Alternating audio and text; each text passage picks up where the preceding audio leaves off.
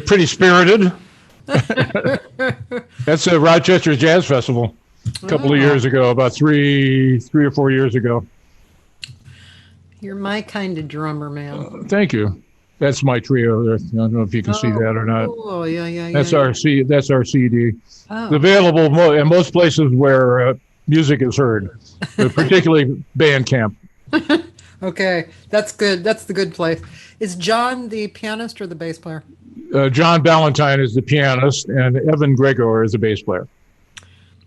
We were just talking before we came on, and we were just saying, if I had lived on the East Coast, I would have been playing with Bill and knowing all the people he knows. Probably. Well, Boston was great. Used to love to go up there and play.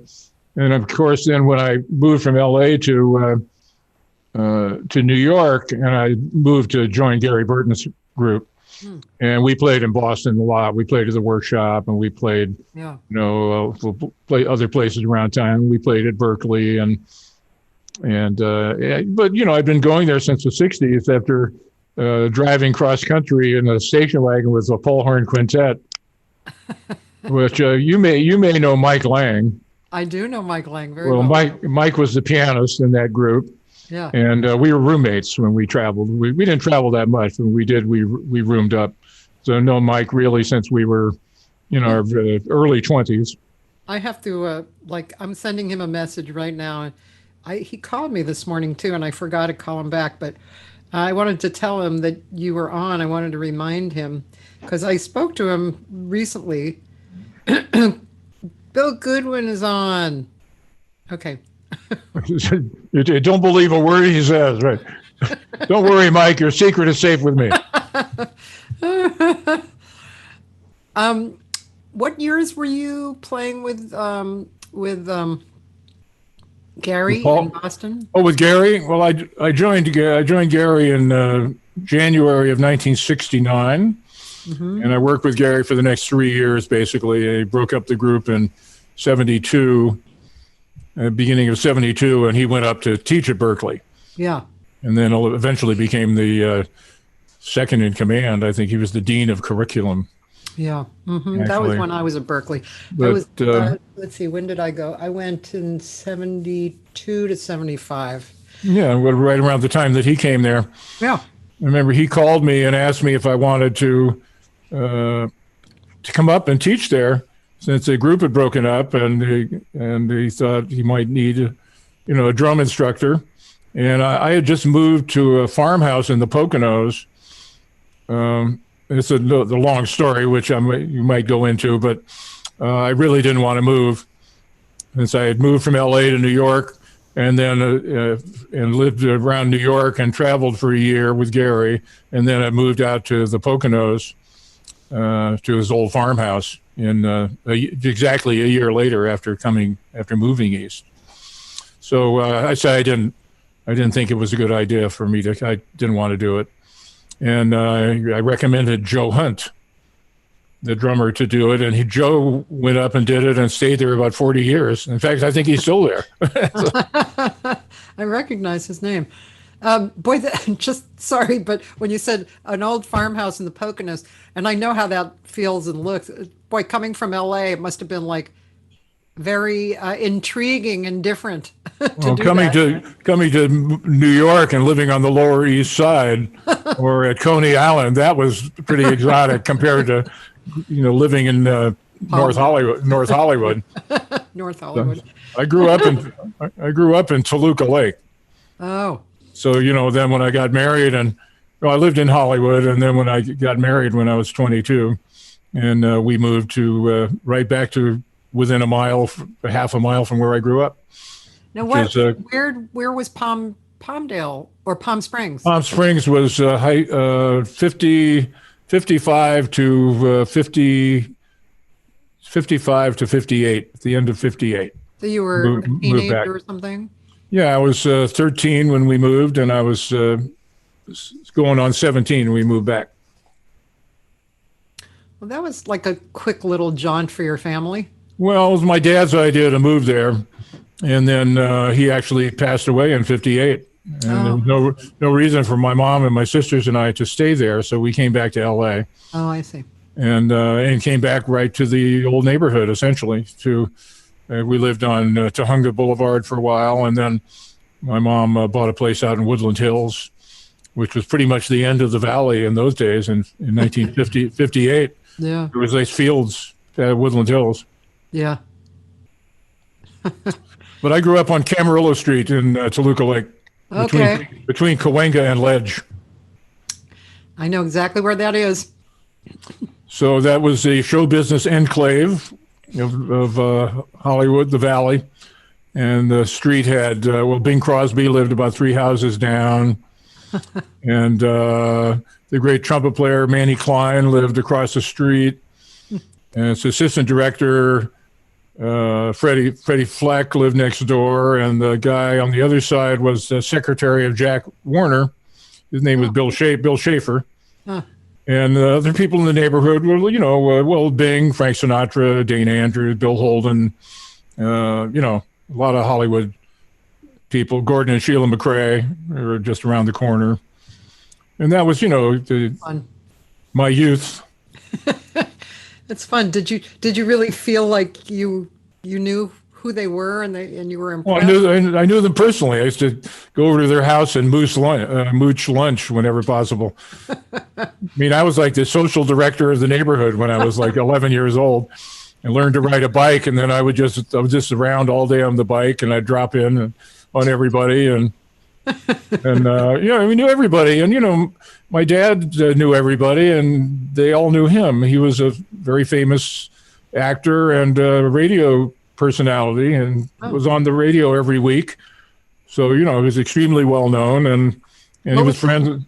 What was his first name? His name was Bill Goodwin, just like me. Yeah. Probably best known for Burns and Allen radio show. Oh. He worked with Bob Hope and he worked with Burns and Allen between those two for many years. He was also making movies. He was under contract at Warner Brothers, so he was making movies at Warner Brothers. He was in a lot of good and not so good movies. Really, I'm going to. He was working all the time. Yeah, well, if you Google Bill Goodwin, that's who that was. Yeah, it's my dad. Yeah, you'll see us both on there. Let me do that right now. When I Googled you, I was like, oh, that's not him. That can't be him. But that was your dad. Yeah. Yeah. Recently seen in the Frank Sinatra documentary. Yeah, there he is. Oh, yeah. I know his face. Totally. Yeah, good looking guy. Yeah, I totally know his face. Yeah. He was in a lot of movies, and he was on the radio. And then he did the first TV. First season of Burns and Allen went to live TV, and he did that first season, and then he went back to work with Hope, and Harry Von Zell took his place. I get it now. That's really cool. That's every now and then when you're out here in LA, you come across people who have their parents. I know Carrie. Sorry. Let's see. I know him pretty well, and I can't think of his name. Carrie. Yeah. Well, the people that I still know that were kids, but were sort of part of that group is Tim Weston, who's Paul Weston and Joe Stafford's son. Yep. And Steve Kahn, who's Sammy Kahn's son. Yep. And I was friends with Randy Carmichael, who's Hoagie's son. Yeah, oh. And Amanda Mercer, who just passed away, is Johnny's daughter. Oh. And Mercer was a very good friend of the folks, and Jimmy Van Heusen and who is the actor who did To Kill a Mockingbird? Peck. Gregory Peck. Yeah, I know his son. Oh, really? Yeah, and also wonderful actor. Yeah. Also, there's a guy who's kind of a part-time trumpet player, more of a copyist for some of the big station ABCs and stuff. But Gary Bavona, his father was Gus Bavona. Oh yeah, the clarinet player. Yeah. Yeah. So he grew up with all these people as well. And at one time I thought about writing a play about his life because he had a lot of great stories and information. It was great. And his father's sister was a pretty well-known singer, and she was married. I can't remember his name, but she was married to the composer of "Thanks for the Memory" and a bunch of. Oh, okay. Yeah, Bob Hope's theme song. yeah, exactly. So, and oh yeah, I forgot Les Brown Jr. because Les Brown was the band leader on the Bob Hope show, and Les Jr. is around my age, maybe a year older, and he and I became friends. And I'm still in touch with occasionally with Les and with Tim and with Steve. Well, Tim is on here. Tim has been on. He has been on, but he's on right now. He's Oh, no kidding. Hey man, what's happening? I mean, I don't really know Tim well in a contemporary sense, but I, of course, remember his parents very well. They were wonderful people, and were guests at my home many times when I was a kid. And there's a lot of music stuff, and folks being very well. My mom was a dancer, and she was in film as well till she started having kids and retired. And they were both real jazz and just general music lovers, and knew a lot about it. And they had a lot of musical friends, songwriters, performers, guys like, Sinatra and people, Frank lived in the neighborhood, and they were tight with him. You can see in the documentary, there's a scene of them all in some, I think Paul and Joe might have been there too. I'm not sure, but it's just a still photograph from them having a night out. And my dad's got 2 drinks, and he's like trying to figure out which one to drink, and it's like party time. They had a lot of fun. That's so cool. Kenny Wilde is here too. I know. I'm sure you know Kenny. Phil Crosby Jr. joined. Oh, no kidding. Yeah. Oh. Yeah. That's pretty cool. I ended up working with Gary Crosby, who told me when I worked with him in the '60s that he had been my babysitter at one point, because his mom and my mom were friends, and they lived right down the street. That's cute, man. I also met a guy whose name I can't remember because I haven't talked to him in a while, but his father was like one of the main choreographer and dancers in those old movies. Mm-hmm. And he was fat. He was like an incredible dancer. He was more of a classical dancer who danced jazz too, and sure, he was really incredible. But yeah, I mean, it's cool to meet all you guys, who have this whole history, and it's hard to imagine, growing up like that, but fascinating to think about it. So it was kind of, I suppose, unusual, though at the time it didn't seem to be. Yeah. I really, wasn't really that much aware of the wider world in a greater sense, until we got a TV. We had no TV until I was about 10, I think. And we had one of the only ones in the neighborhood, and it was a showbiz neighborhood, Isn't that funny? Hadn't caught on, and, the screen was about this big, and I was immediately fascinated by it. I used to get up early and watch the test pattern. And my parents were very worried about me. Even before I told them I wanted to be a jazz drummer. The story is kind of like Kiki Ebsen too, Buddy Ebsen's daughter. Oh yeah. She's a great singer, piano player. Oh, no kidding. Yeah. And we've talked and on the show too, and she said, I didn't know my dad was a movie star. He was my dad, Yeah. That was it, and just all the normal shit. Well, yeah, you just, you're a kid, it's just like, what do your parents do? I don't know. He's on the radio or something, He wrote some tune, Yeah. Well, that's cool. So you told me before that you had actually picked up saxophone first. That was what attracted you, but that didn't flush out. Well, it's an interesting choice of verb. Yeah.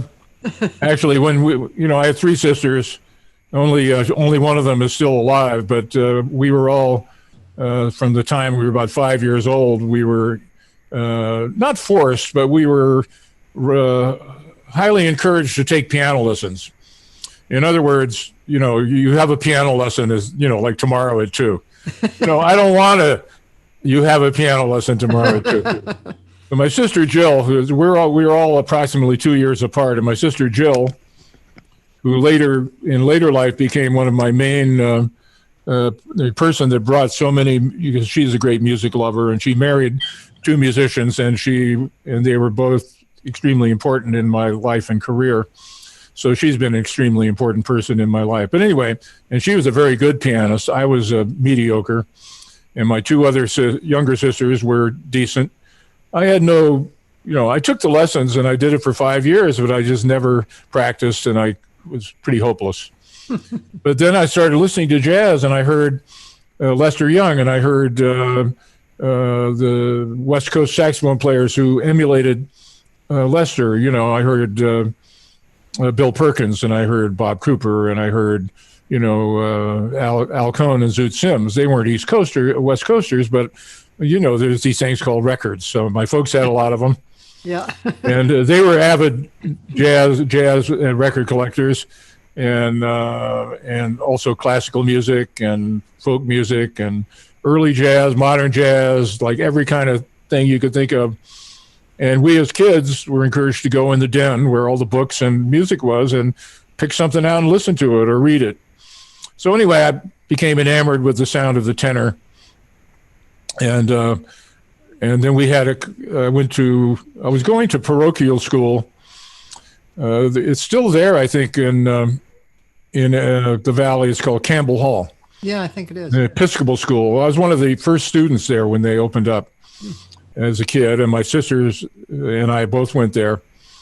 And let's see, what's the thread that I'm looking for? Oh, the thread was piano. Oh, yeah, the saxophone. Well, I went to public school in junior high. Yeah. And they had a class. You could sign up, a beginning band, and the requirement was you show up with an instrument. They'd be like, what do you want to play? Well, I have a saxophone. Okay, sit over there. And I learned to play in a band. But I had a private teacher as well. He was a very, very good teacher, and I was a very poor student on that as well. But I just loved playing, and I played all through junior high and high school. I played saxophone. Oh. But somewhere around 8th or 9th grade, I became really interested in the drums. Saxophone wasn't thrilling me because I really just couldn't play good. Yeah. I was hearing Lester Young, and it sounded like, trying to think of, somebody named Lester who didn't sound that good. It sounded terrible. And I could tell. I had a very good ear, and I knew what sounded good, and it wasn't me. But a friend of mine had a snare drum, I think, and I started borrowing his snare drum until his mom made me give it back. He wasn't interested in it, and I was playing it all the time. And then my folks got me a cymbal. I think they had their friend, used to be the drummer on the Jack Benny show, Sammy Weiss. Uh-huh. The Jack Benny show was like just Sammy the drummer. He talked about the guys in the band. Well, that was Sammy Weiss. And Sammy was a friend, and he went out, picked out a cymbal for me and brought it over, I think, my 12th birthday. And so now I had a borrowed snare drum and a cymbal. And eventually I lost the snare drum, but I got my mom to take me to a pawn shop. And I took a friend that I went to junior high school with named Kenny Shapiro, became a very famous TV producer, retired now. He used to produce the Golden Globes and the Emmys and lots of award stuff. And he's a writer, producer.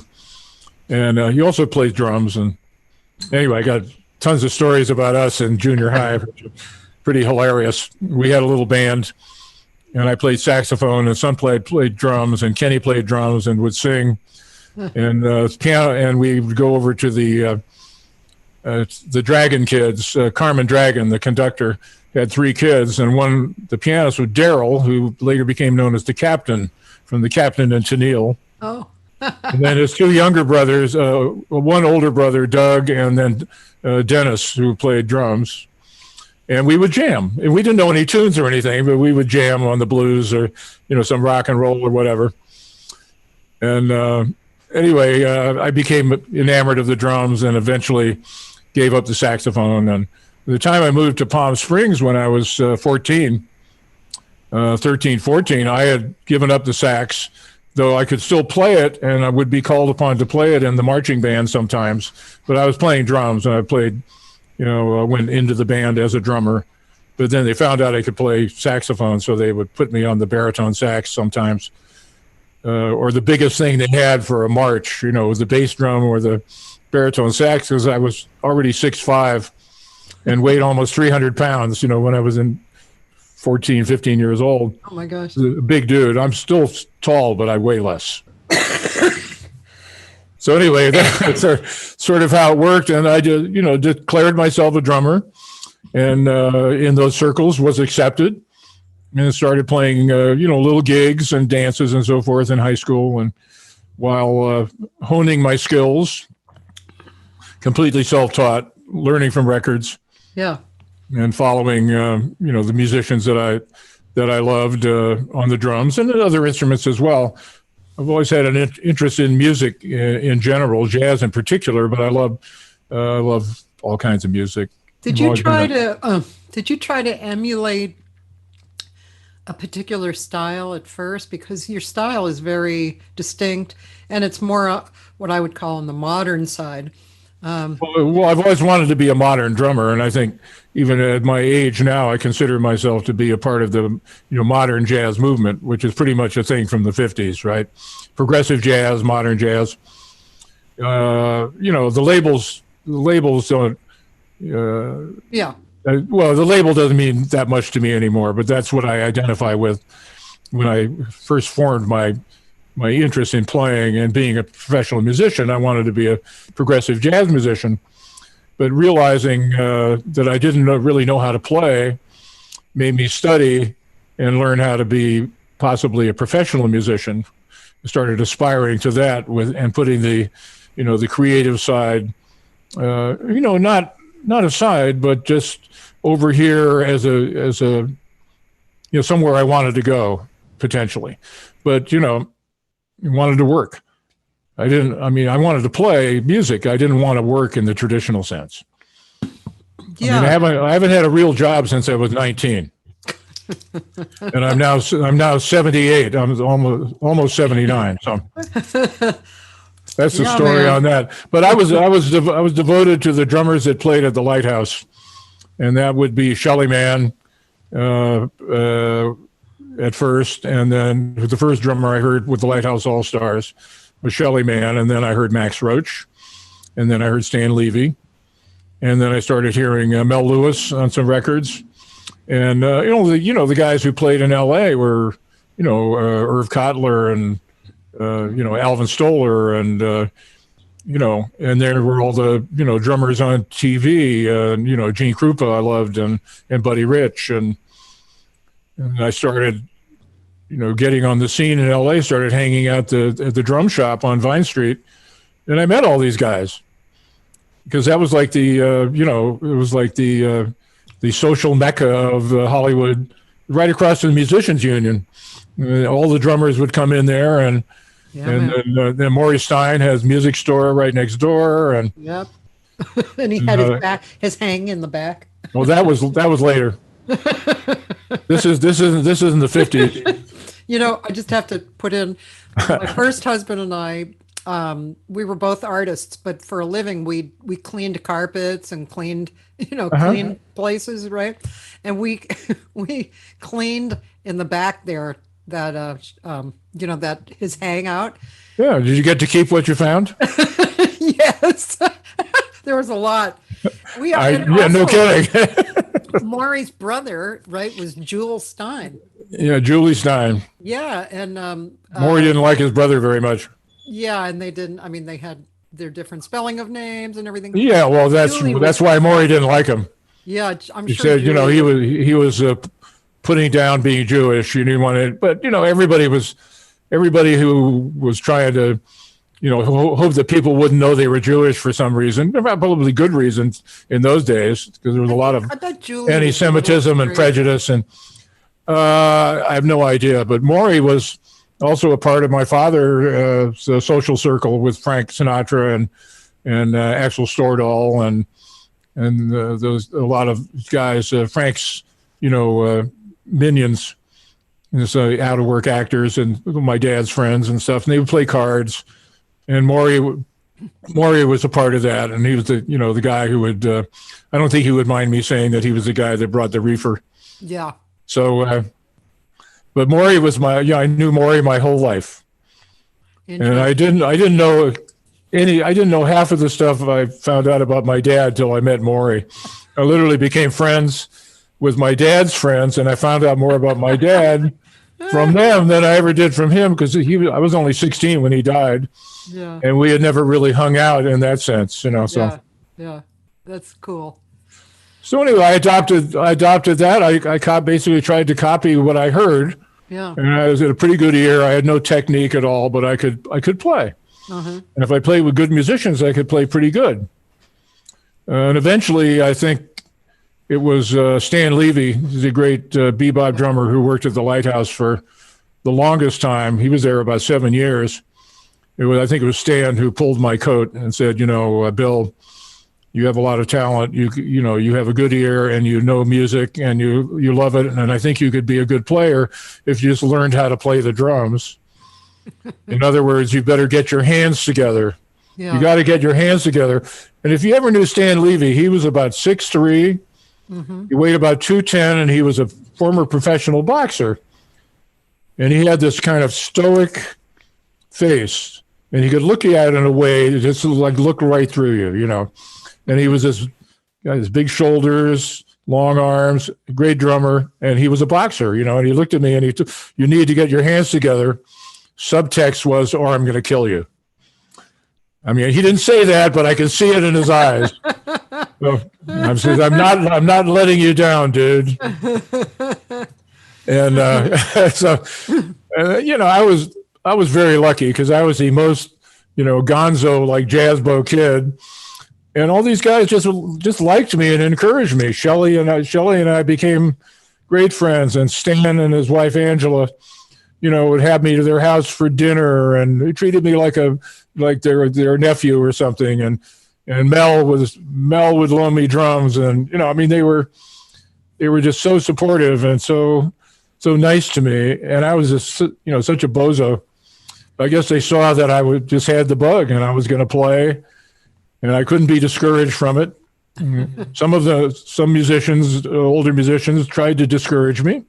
Did they? Sort of a negative reinforcement. Yeah, Conti Condoli was a big one with that. I'd become friendly with Conti, and I loved him. And Conti was a great. We were friends, but he would always go like, Bill, you really sound bad. I don't think you're ever going to make it. And I would get so mad. Damn it, Conti! I will come, and someday I will kick your ass, And eventually, we did a record together in the 70s, and I kicked his ass. He really liked it. I beat him up real bad. What record was that? It was the one called Old Acquaintances. It was Phil Woods and Conti Condoli with Terry Trotter and Monty Budwig and Charlie Shoemake. And I think Sandy Shoemake sings a tune on there as well. Yeah. Mm-hmm. It's when Charlie was doing a lot of records for Albert Marx. Okay, yeah. When I was 21 and I moved to LA, I got a job for a year and a half at Dante's as a waitress. Oh, no kidding. Yeah, that's how I, came into the community. And Conti and his brother, they were so nice to me. They never came on to me. They always tipped me really well. They were drinking Cavassiers and stuff. Mm-hmm. They were some of the kings to me. They're really, really great guys. And Conti especially, I just adored him. Yeah, I never got to know Pete real well, but I knew Conti. We got to be, very good friends, and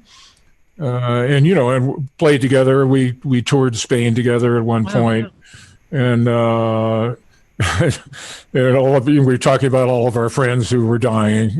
That was 30 years ago, and all of our, his friends and my older friends like the Zoot Sims and Al Cones and and people like that were starting to pass away. And so we get in the car and we're just talking about all of our friends who are dying, and then we're laughing because we're still there. And he literally knew me since I was about 12. My dad took me to the lighthouse. I got him to take me to the lighthouse when I was about 12, and we went in. And my dad was a famous guy, and he already knew most of the musicians because he used to be on radio and he would do the band remotes.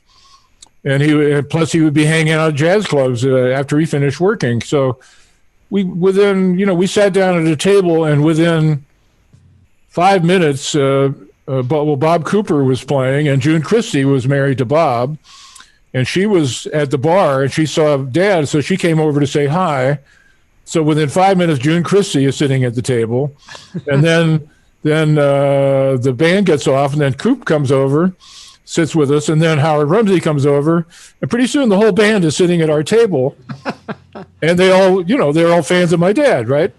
And he's fans of theirs. So, I'm going, wow, this is really cool. It was like that everywhere I went with him. He knew all. It was like, it's like that Ray Charles tune. I took you to a nightclub and the whole band knew your name. That was my dad for other reasons, apparently.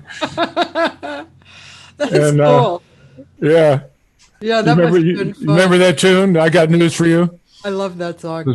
You said that when you met me, your life was pretty tame. Yeah. But I took you to a nightclub, and the whole band knew your name. That's a great song. Yeah. I was Dante's was in the old neighborhood, and I was actually I think the first group that played there when they first opened up. Really? And it was a trio with. It was a Red Mitchell trio with Mike Melvoin on piano and me on drums. That's so cool. Yeah, I have a few pictures of Dante's too, like that had, resurfaced somewhere. And I was a waitress kind of towards the end, not at the very end, but towards I'd say the end of the better days, and Carrie. Was Carrie and Sonny and Bill still all there at that time? It was after Sonny and Bill. Okay, so Carrie was still there. Yeah, and Carrie was a choreographer and dancer as well. Yeah, I knew that. Yeah, he danced and choreographed. What's that movie? Gosh, my brain. Anyway, a very famous movie, and he was in it. You could see him dancing, and sometimes he would he would pick us up like the girls, the waitresses, because we were, 21. He'd pick us up and dance around with us, and we got a thrill of how that felt, Mm-hmm. And well, my mom was a dancer, and she was in before, she retired when she was 20 years old, but she started when she was a teenager in the 30s. She's in some of those big dance numbers she's like in the Eddie Cantor, Roman Scandals movies, and yeah, a lot of the choreographed, I want to say, I don't know if she ever worked with Busby Berkeley, but she was in those kind of choruses. She always said that, one of her big claims to fame was she was in the chorus with Lucille Ball at one time, but she was in the front row and Lucy was about 2 rows back. Really very proud of that. Hey, Ray Galindo is here, and he went to school with Stan's son, Bob Levy, in Hollywood High, and Bob still is drumming in Arizona. Oh, I thought he was in Colorado. I don't know. Ray, what do you say? Tell us.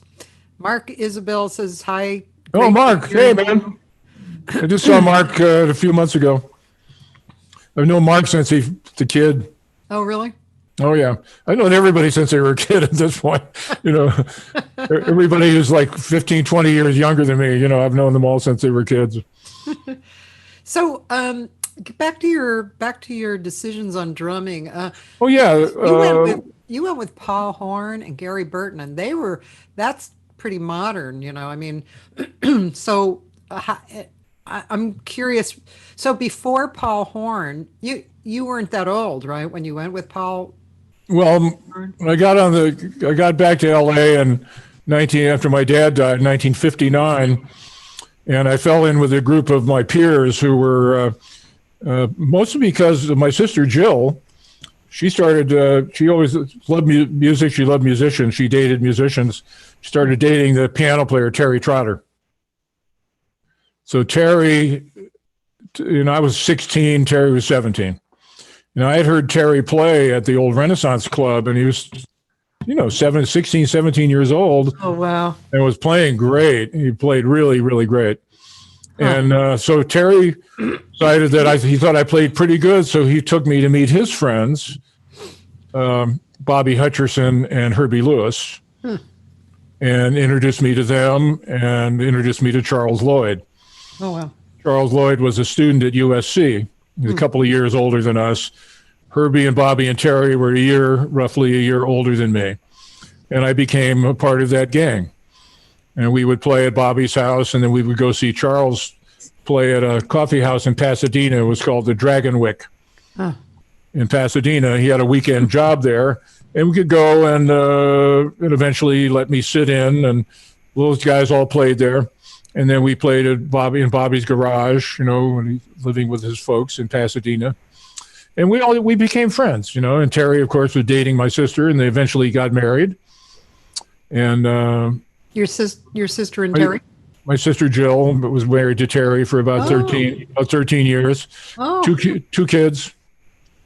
And so Terry became my brother-in-law. And I became friends with all these guys. And so actually my first professional gig was when I was with that group, with Charles Lloyd, Bobby Hutcherson, and the bass player. Herbie left to go on the road with Les McCann.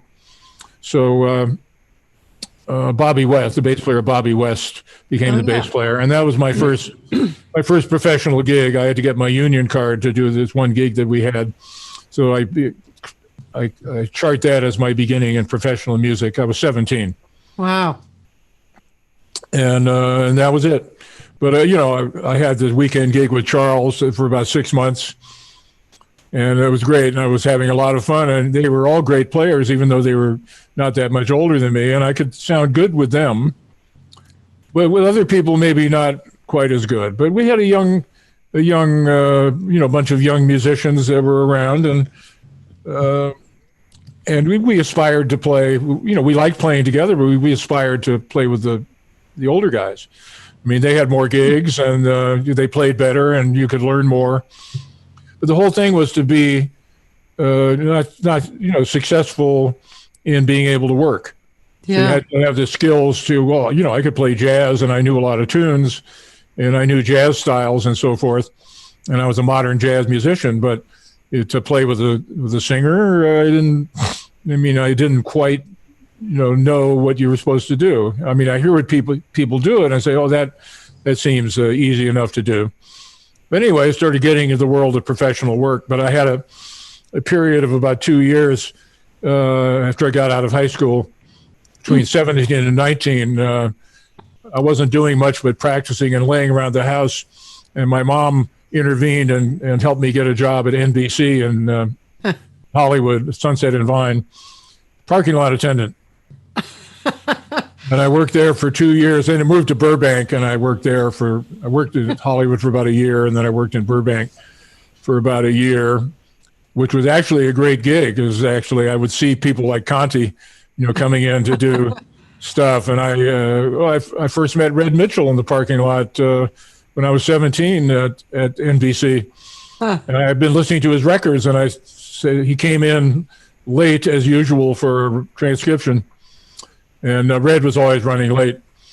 So I gave him a good parking spot. And then, he came out on the break to talk to me. He says, I'm just intrigued that you knew who I was. I said, well, I'm a huge jazz fan, and I've been to see you play in person, and I have your records, and, love your playing. And we just hit it off. And, by the time I was 18, I was like hanging out with Red. And, he'd invite me up to his house. And, so I just got on the scene however I could. I met a lot of musicians at the parking lot. There's a great story about working in Burbank one day, and Sinatra came in, and I hadn't seen Frank since I was a kid. And my dad had been gone about a year at that point, a year and a half. And, my mom and dad and Frank and his family were very close friends. But I hadn't seen him. And I was at the parking lot, and he came through, and I waved him through the gate. And in the car was some of his gang, and some of them were also friends of my dad's. And one of them was a guy named Irv Weiss, who was one of Frank's, the guys that were in his posse, that he used to travel with. And he did stuff for Frank, whatever he did. I don't know what he did. Irv was a great guy and great friend of my dad's. Used to call him Sarge because he had been in the Army. I guess he was a sergeant in the Army. And Sarge saw me and waved, right? Next thing I know, about a half hour later, somebody comes out from the main building to the parking lot and says, Mr. Sinatra would like to see Bill. And the guys I worked with was like, about what? About what? I say, yeah, don't worry about it. I'll tell you later. Now I go into the main building. They take me down in the bowels of NBC Burbank, about the third basement. And there's a little dressing room down there. And I walk in, and Frank's sitting in there in a chair, very dim, one light, a little dim, no place else to sit. I come in, Frank's in the chair. I say, hey, Bill. Hi, Frank. It's nice to see you. Nice to see you, too. So we shake hands. He says, how's your mom? So she's doing okay, Frank. It's a little rough, but she seems to be doing all right. And she'll be glad to hear I saw you, and I'll tell her you said hello. He said, oh, please do. And he said, so what are you doing with yourself? I said, you're working here? I said, yeah, I'm working here now, but, I'm getting on the jazz scene. Ambition is to be a drummer, and I particularly love playing jazz and, trying to get good at it and blah, blah, blah. And we chatted for about 10 minutes, and then he excused me. He said, good to see you, and take off. So that was it. And as my son always says, that the movie Swingers with John Favreau and Vince Vaughn, he said, this is the hand that shook the hand that shook the hand. He says see, my dad, that's the guy who actually shook the hand. He didn't have to shake the hand and shook the hand. He shook the hand. Yeah, that's really wild. Yeah, it was cool. So, so so along the lines of I know. Getting into professional scene. But I just wanted to show this for a second. So not only, you mentioned Paul Horn and Gary Burton specifically, but Art Pepper, Lou Tabakin, Phil Woods, who you mentioned before. There's a whole bunch of stuff that you did. And it's a long, long list, Cathy. You never hold a gig, Yeah. Did you play with Art Pepper for a while? I played with Art on and off for years, but he was always being incarcerated. But I had met him when I was a teen. This is another crazy story, but it's a fortuitous circumstance. I just have to say that I have been so fortunate. And first of all, my sister has been a tremendous help in my career. Plus, she's one of the greatest people you'd ever want to know. She sounds cool.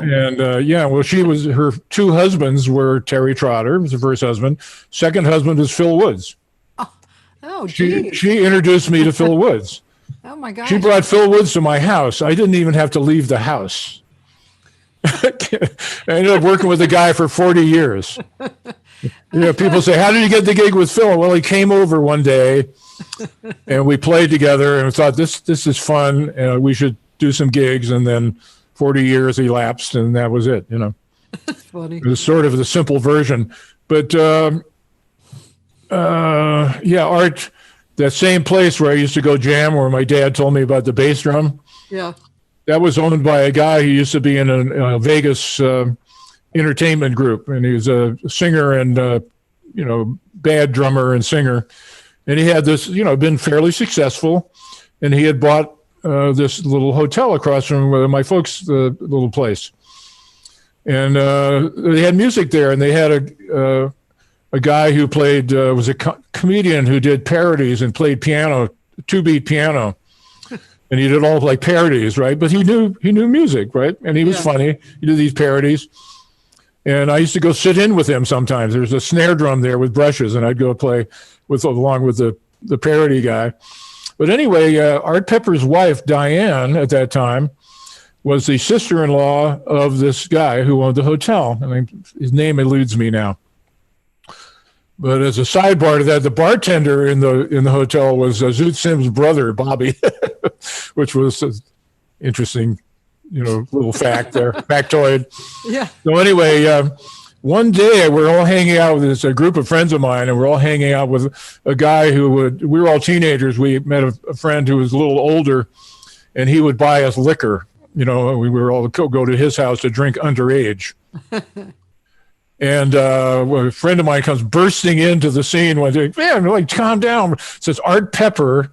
We were all big jazz bros. Art Pepper is at the hotel, the Rossmore Hotel, and he's playing with Yuki, the piano player. And he's looking for a drummer to play. I told him I knew a drummer, so come on. So we go rushing back to the Rossmore, and there's Art Pepper. He's like my idol. I've been digging him since the Stan Kenton records. Just a huge favorite of mine. Yeah. And I jump up on the bandstand and start playing this beat up snare drum with brushes with the 2-beat piano player. We're playing, after you've gone, and Art's wailing away. He sounds great, And afterwards, we start talking, and he's right across the street. So we started meeting a little bit and hanging out, and I introduced him to some of my young musician friends. And he played with us a couple of times, just informally. And then he said, you guys, you want to see if, I could come to your school and we could do a concert for the kids. He says, I'll just come, no charge or anything. I'll just come, we'll do an assembly for the students. So here was like 15 going on 16 years old. Art Pepper comes to my high school in Palm Springs, and there's a big we cleared it with the people. We had a big assembly, and we assembled this group, and they were some bass player lived in Palm Springs, and the piano player was a music student in L.A. who was the cousin of the trumpet player who lived in San Bernardino named Pat DeBellis. Very good trumpet player, a little older than me. And his cousin, Patty Panassa, was a student at Westlake College in L.A. It was a music school, jazz school at that time in the 50s. A lot of people went to school there. Huh. And he came out, and we'd been coming out to the Springs to hang out and to jam. And so we organized this band, and then we played with Art Pepper at the assembly. And it was a big hit. And then Arto, we said, Bill, one of these days you're going to be good enough to play in my real band. And then, he eventually left town, and I went back to high school, and then we moved back to L.A., and I reconnected with Art in L.A., and he was kind of at loose ends. He was doing a lot of gigs and stuff, but he was still having a lot of problems with the substances. But, Will of Art was like the... I don't know if Lori if she's ever sees this, would appreciate me saying this, but Art was a long-suffering dude. If you read his book, you really get a sense of the melancholy. This guy is a very soulful cat, man. Yeah. Poetic player. He's just such a moving player, and eventually, in the early 70s. Yeah. When I was a waitress at Dante's, he was playing at that time, and I had a boyfriend who was a sax player named Andy McIntosh, and who was in a lot of the good bands like Louis Bellson's band and stuff. And so Pat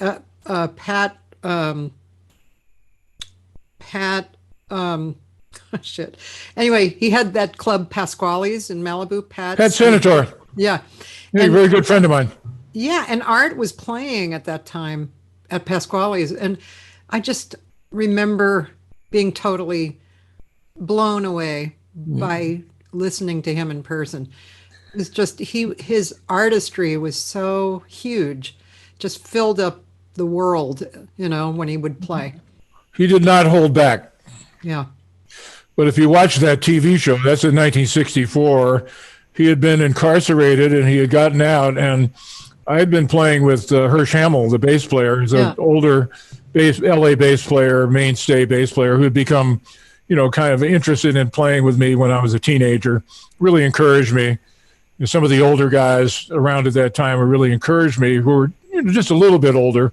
Yeah. Hershey was one, and Gary Peacock was another, and who apparently just passed away. And Dick Whittington, the pianist, Terry, of course, and Bobby and Herbie and Charles, and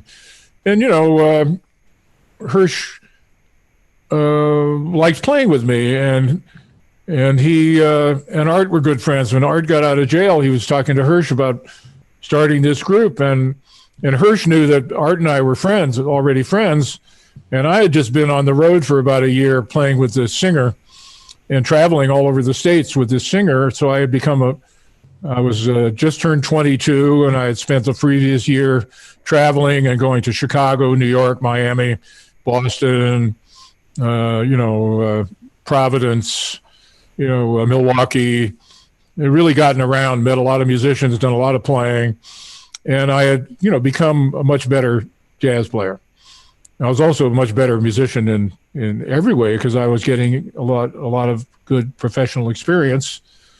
Anyway, Hirsch recommended that Art hear me play again because he hadn't really heard me in a couple of years, and we got together and played with Frank Strazzeri playing piano, and started the group. And he started getting gigs, and we started playing with him. I want to listen to a little bit of this, and ladies and gentlemen, I'm not. Facebook has created a brand new ruling, and I'm not sure if I totally understand it, but they've been taking the music down, and especially the videos. But so I'm going to play a bit of it. I won't play the whole thing in hopes that will help it. But also, Bill, I wanted to say that Mike Barsamanto is here, and he said, please say hi from Mike Clark. Oh, Mike Clark. Which Mike Clark? The drummer Mike Clark? Probably the drummer. We'll ask him. And also Brian Hicks is here. And Brian, yeah, my man. And the Kansas City man. My friend Roland said, he says, my OCD moment, is that painting an original Picasso, and is it intentionally crooked? No, it's not a Picasso, and I'm not sure if it's crooked or not. Let's see. Is that better? I think that's a famous local artist here in Pennsylvania named Sterling Strasser. Oh, it's beautiful. So let's just listen to a little bit, at least, to this.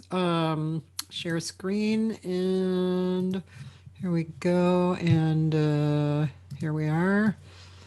And here we are, Art Pepper with Bill Goodwin and Hersh Hamill and Frank Strazzeri.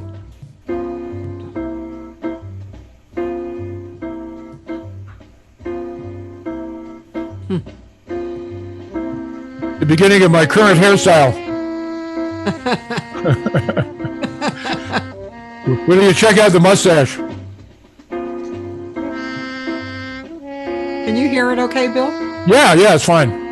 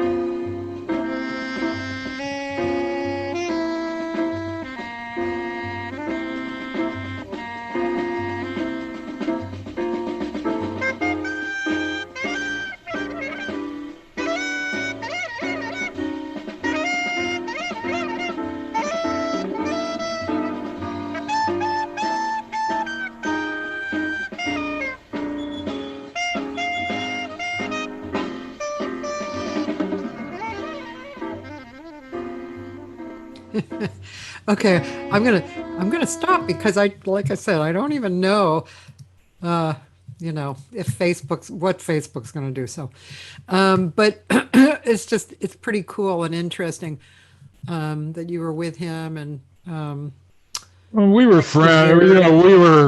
We were friends, and he's another older musician that saw something in me.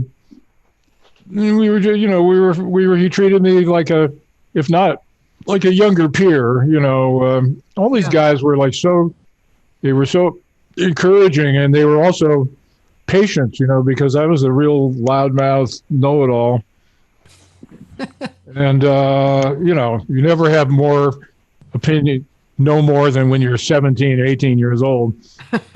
Only now I realize how little I actually know. Yeah, well, we're all like that. But I just, gravitated towards the musicians that I liked, and I always wanted to be, one of those people, or at the very least, somebody who hung out with those people. Yeah. And some of my therapists have wondered, why would you want to hang out with a bunch of miscreants like them? That, well, if you don't know, you don't know. Yeah. I know you know what I mean. I was talking with David Amram the other day on I here. saw that. I saw a little of that. Dave's something else, man. He is so cool, but I like how he said he got a scholarship in the University of Hangology. Yeah. He's a past master, I think. The advanced degree. I think I'm getting there. So I want to know some drum things too. I don't know a lot about playing the drums personally, but I kind of know what I'd want to ask as a little bit more of a layman, not exactly layman, Okay. kind of. So, You mean like, how do you do that? yeah, how do you do that? Is there No, Go is ahead.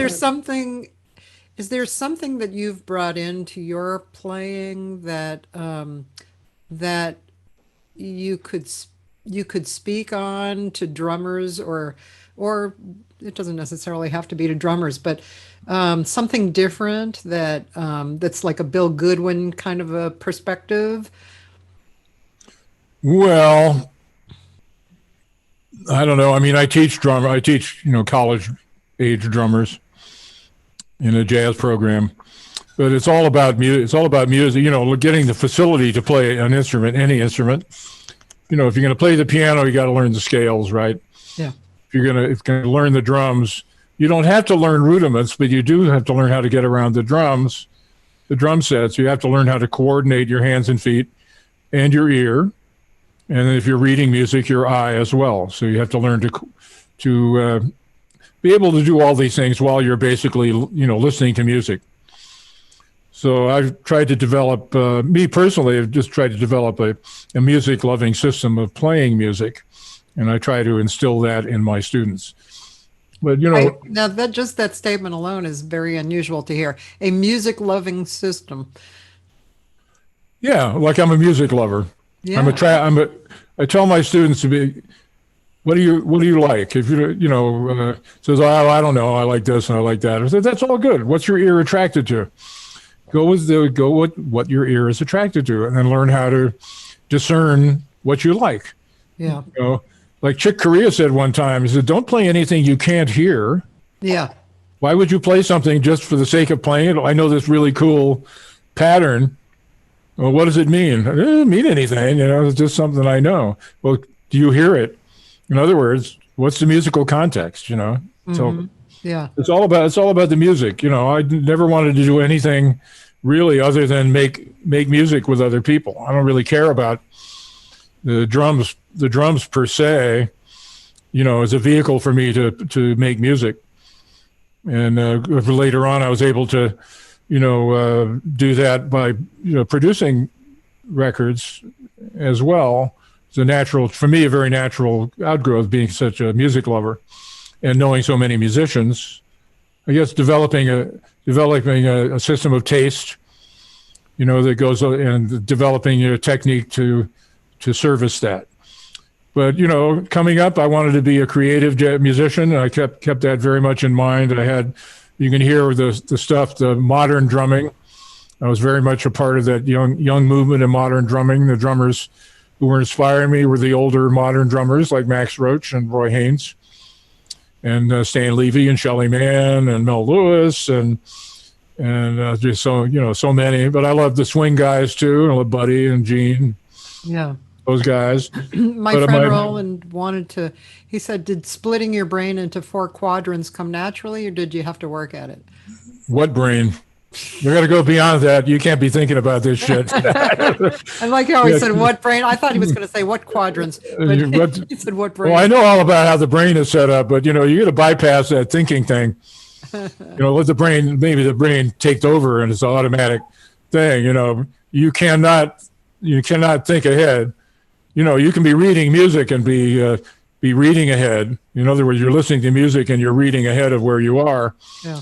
It's something Mel Lewis taught me about, seeing the whole piece of music at once, and then always reading at least a few bars ahead of where you're playing. Mm-hmm. So you're anticipating, you have a knowledge of the arc of the song, and then there's certain guidelines. There'd be the letters, the figures, or whatever is happening with the melody reference, the rhythmic references, and so forth. But you're always thinking about you're starting here, and then it's a curve to get over to there. It's not, a series of things. It's one long line. I seek to perpetuate the line when I'm playing music. But, I have my line. The bass player has theirs. The piano player's got theirs. Horn players have theirs, and we all start in the same place, and then we try to get to the end. Fairly gracious way by listening to each other and using the knowledge that we've acquired at whatever age. I was very lucky because I managed to acquire quite a bit of musical taste and knowledge and opinion. Maybe that wasn't so good, but it was helpful in discerning what I wanted to do. I became very, very interested in the new jazz music when I heard Cecil Taylor and Ornette Coleman, and later Albert Ayler and people like that. And I really thought that was interesting what they were doing, and I thought it was a direct outgrowth of the bebop and the bebop tradition, that early, late 50s, early 60s, so-called avant-garde jazz. What could be more avant-garde than Louis Armstrong or Charlie Parker? They're completely different musicians, but at their time, there was no one more advanced. And if you listen to music now, you won't hear too much that's more advanced than that now. Yeah. So I was always being very discerning about music and what I wanted to do, me personally, what my personal musical expression would be. And then to find people that I could do that with. But also, I got married pretty young and had a kid, so I wanted to work. I didn't want to go back to the parking lot. I didn't want to, that was a great gig, but I didn't want to go back there. I wanted to work as a musician. So I became a professional musician. I learned to do a lot of different things on the drums, and I became a very good listener, a very good accompanist. I could read pretty well. I was never a great reader, but I could read well enough, for what I was doing. I wasn't planning to be a studio musician.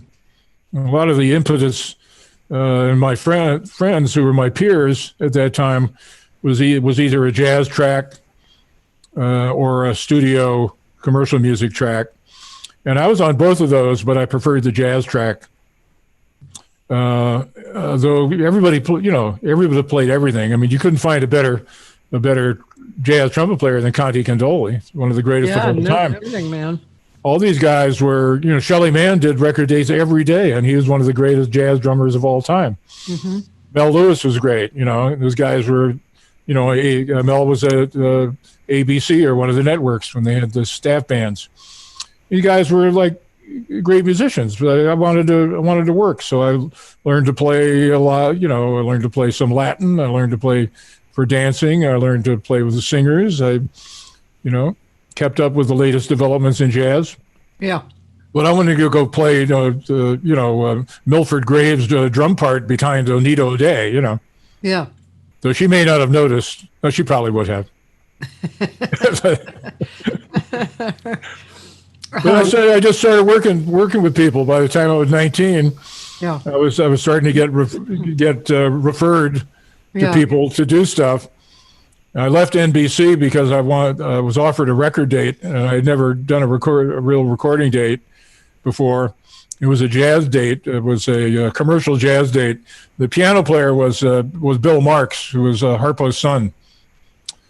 He was a pretty good jazz piano player. And Bobby Hutcherson was also on that record, and a bass player named Dick Brandt, Dick Brandt played so loud without an amp that you couldn't hear the drums.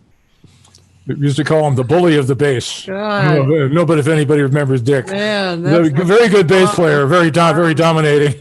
Yeah, man. Woo. So anyway, I got the NBC wouldn't give me the week off.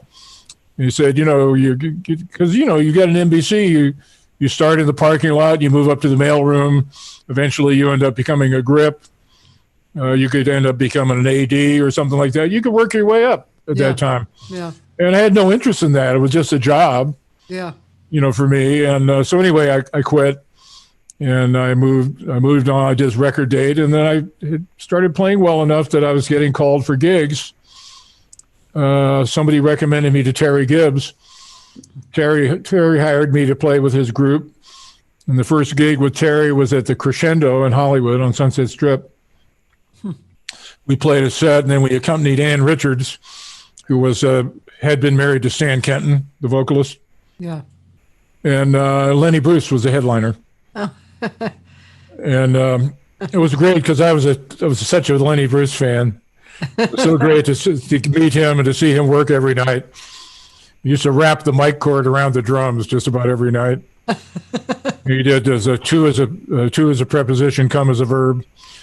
It's one of his bits, and he would wrap the microphone around the drums. And the next night, I'd come there for the first set, and the sound man would be up there trying to unwind this thing, And he thought, I loved it. It didn't make me mad at all. But so I worked with Terry for a couple of months, and that was the first gig, and I just started. I was going out and jamming, and I started working with Bud Shank's group, and then I took up with. I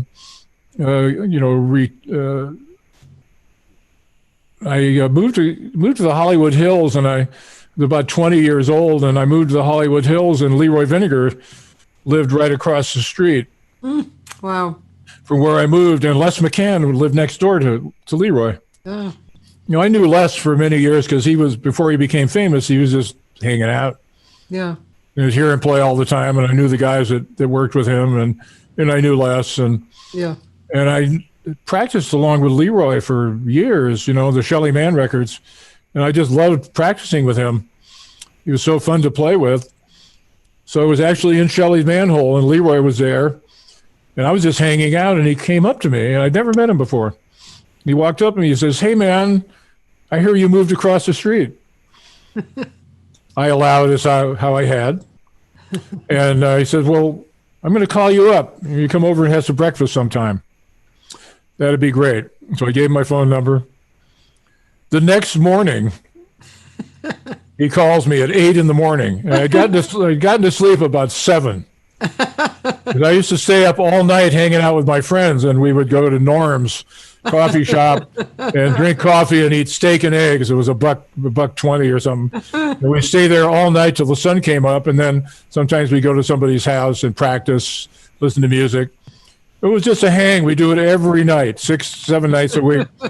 So Leroy calls me up, and I had just fallen asleep, really. So the phone rings, and I go, "Hello," So, "Oh, man, sorry to call so early. Did I wake you?" I said, No, it was fine, man. Like, if you ever knew Leroy, I mean, he knew what was going on. So I know, he was cool. So I go across the street to his house, and I go in, and he's got a setting at the breakfast table, and he's got a plate there and a cup. Pours me a cup of black coffee. He hands me a reefer, which looked about this long, and it was like huge reefer.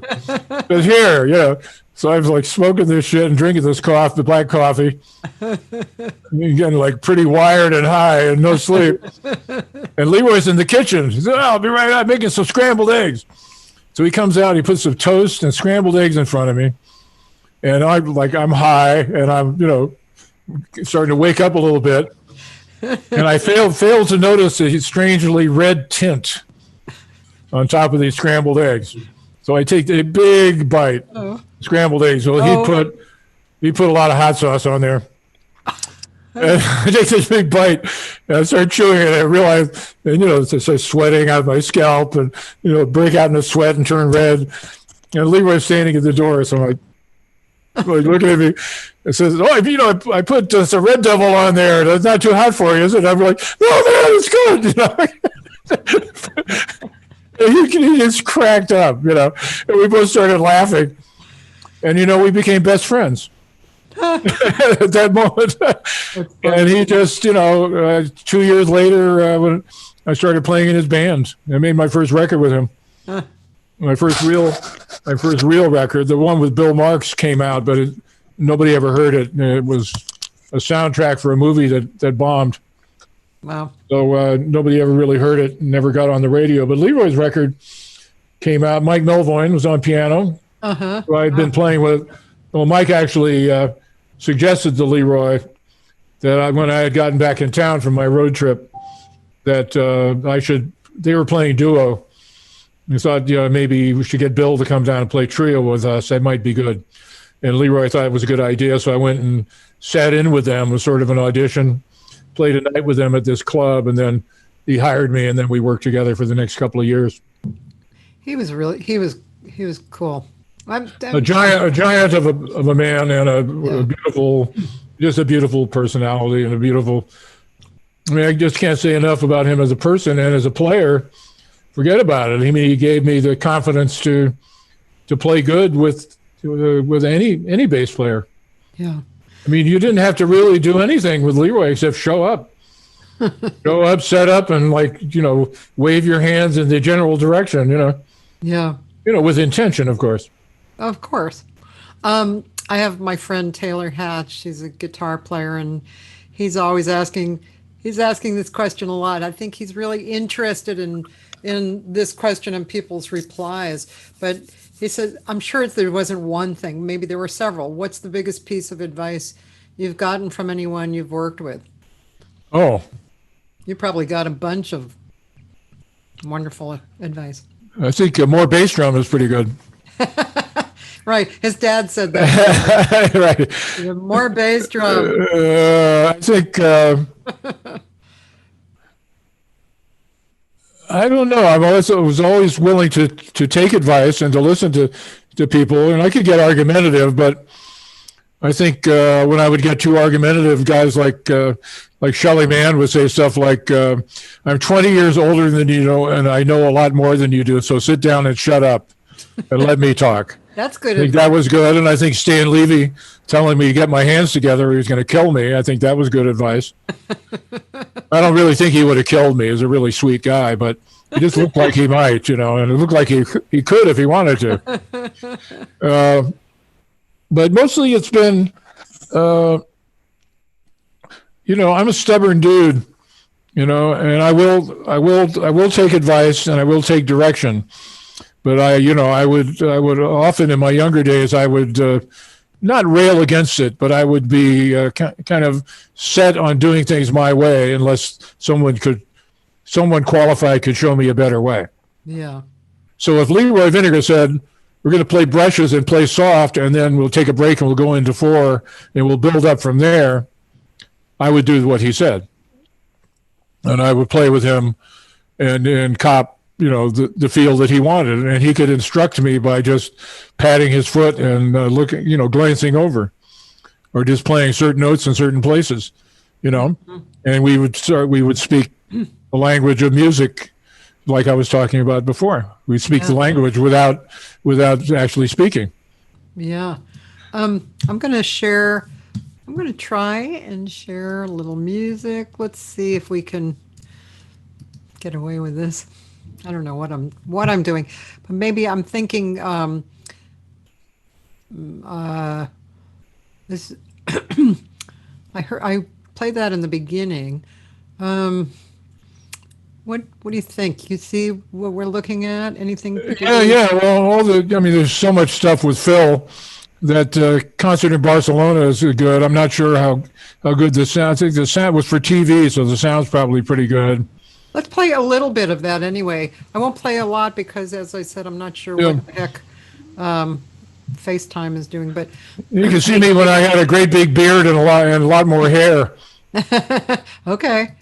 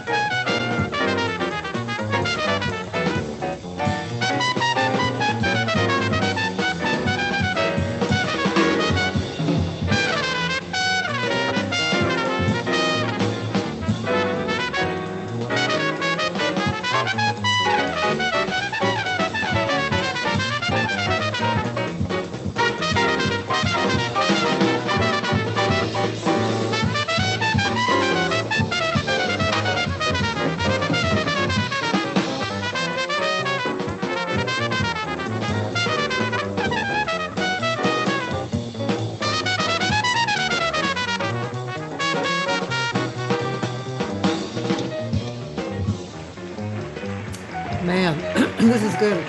Yeah. As I said, I'm just afraid to play too much, so because they might. Yeah, it's okay. But I heard that band. That was a good band. Your playing is so great to listen to. You're so active as a drummer, but you're tasteful, but you're so active. You're really a part of the band. I really don't like when drummers just, ding ding a ding ding ding. That's just like why even play like that, Well, if that's what's called for, I mean, I could make a great case for limiting yourself in service of the music. Yeah. I also think of drummers who I love, like the drummers never talk about, like Connie Kay. Uh-huh. He's a great drummer with the Modern Jazz Quartet for many, many, many years, decades. Yeah. And always played the right thing in the right place. And could really play and could really swing. Yeah. But would only play what was right. Only play what was right for the tune. Yeah, I'm And, sorry. you know, Will you move that mic away? yeah, Yeah, thank you. Yeah, he was very tasteful. yeah, and I like drummers like Grady Tate comes to mind, who really knew how to play in every situation, Yeah. and would never overplay. If they paid him to overplay, he would overplay. But other than that, forget it. I'm always telling my students, you want to work as a musician and be a musician. Don't just like think you're going to copy Tony Williams or Billy Cobham or Dave Weckl or Steve Smith or these guys who I love. I love all those guys, Yeah. and they're all great drummers. But you want to work with copy. Look who guys who had all the gigs. Ed Thigpen, Tim Westwood. Ed, marvelous player. Mm-hmm. When he moved to L.A. after he left Oscar, he used to sub for me and what. Oh. I had a lot of work, and Ed used to sub for me and stayed in L.A. for a few years before he moved to Copenhagen. We got to be good pals. He's a wonderful guy, good player, beautiful brush player. Yeah. You can learn a lot from guys like him and Grady, and I've learned from everybody. I learned tremendous amount from watching and knowing Billy Higgins when I was young. I met Billy when I was a teenager, and he was a few years older than me, and he was a gorgeous player. Beautiful player, and always appropriate, and everything from Ornette Coleman to the most straight ahead. He just always played a beautiful drum part, and that's to me, to play. Perfection with perfection in mind, realizing you're never going to quite get there. And I've made a lot of records, and I've heard a lot of playbacks and gone like, I should have played less. So maybe I'm my own worst enemy and best teacher at the same time. Something David Amram said, which was so cool. So he's going to be 90 in a few months. No, how about that? He has 10 projects going on. Anyway, so it kind of came up that he was still curious about things. He still felt like he was learning and stuff. I said, "What are you learning after all this time?" And he said, "How to be more simple and direct." Mm-hmm. That's what he said. That was really a cool statement. Yeah, he's a wonderful composer, and he's a very good French horn player. Yeah.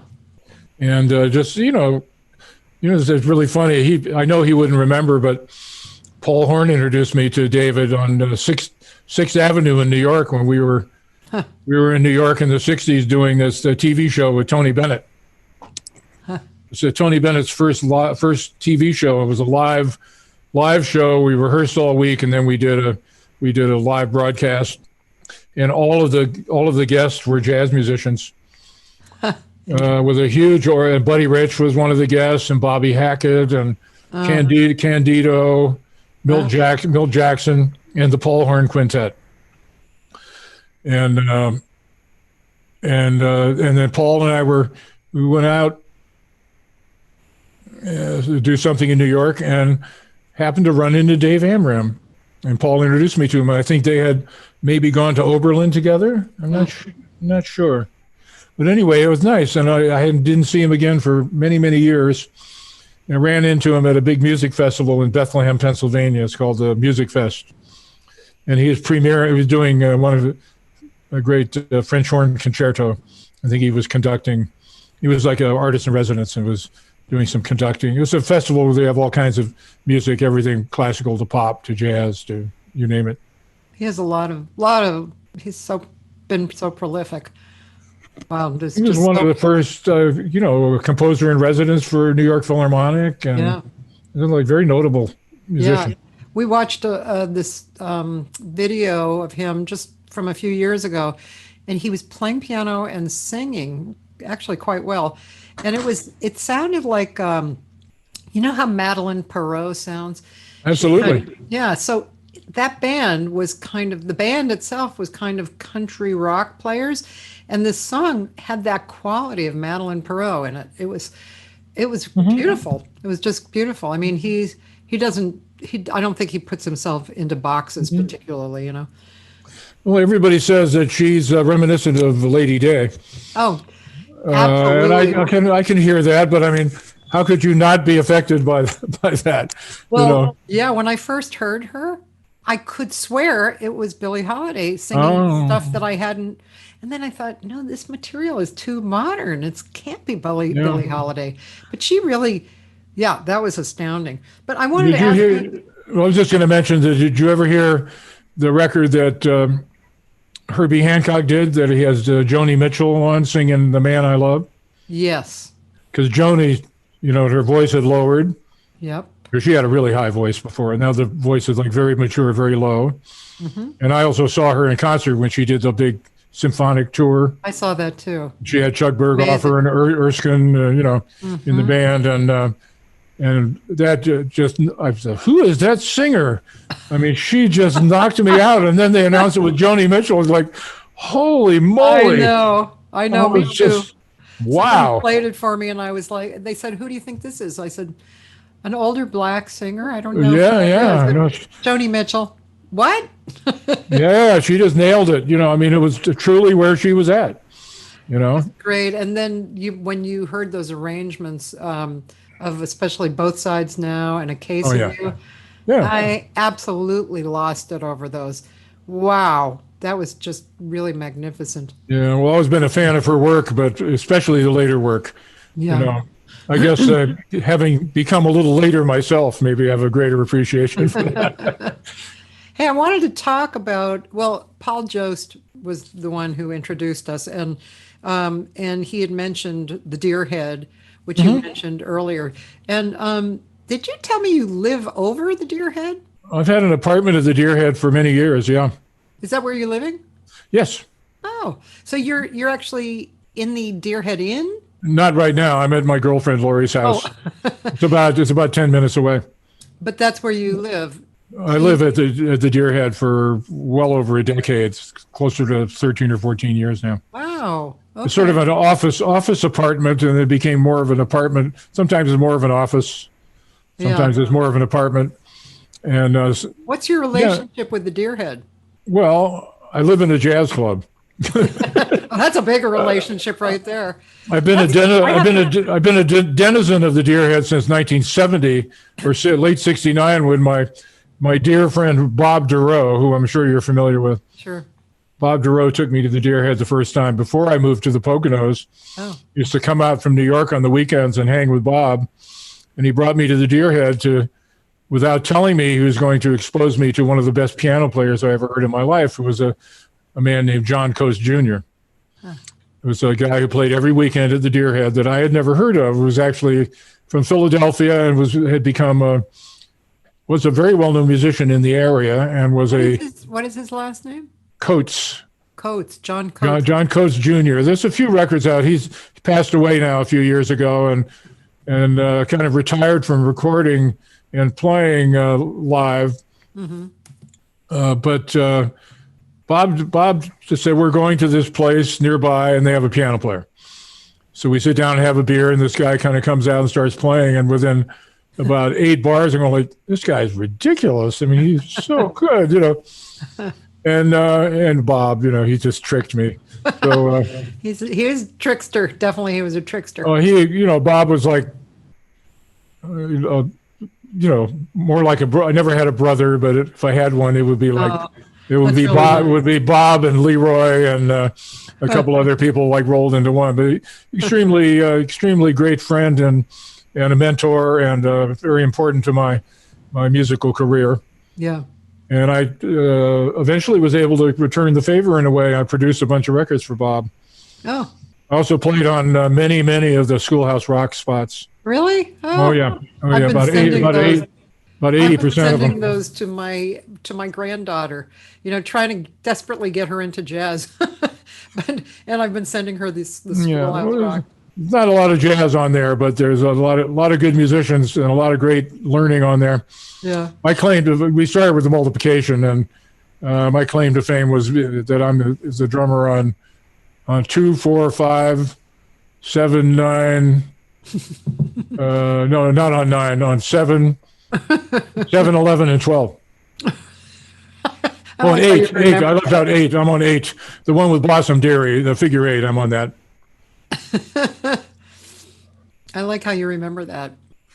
You have a Well, very good memory. pretty good for a guy my age. Yeah, you're filled with details. It's amazing. Well, I remember stuff that happened 50 years ago much better than what I had for breakfast. Let's just put That's it what that they way. say. Yeah, they say as you grow older, That's your true. brain kind of shifts around. Yeah. Well, it's happening to me, definitely. I keep forgetting names and places. I remember the experiences. I just don't, I'm not connecting with names right lately. Oh well. There's a way of using mnemonics. You know what I mean? Yeah. To keywords and phrases. Like I remember a lot of jokes. Like any particular phrase or something will set off a chain of, like 3 or 4 jokes, and they just come out. And sometimes the people who are hearing them are going like, "Where did that come from?" Some words set it off. And I'll I have to just tell I you a just remember joke this later. stuff. I remember routines and remember jokes. I remember tunes. I remember opening numbers from when I had a show gig for a year in the Poconos. I remember opening numbers of singers you never heard of. All openers in the 70s, for that kind of lounge or, show singer started off with a, and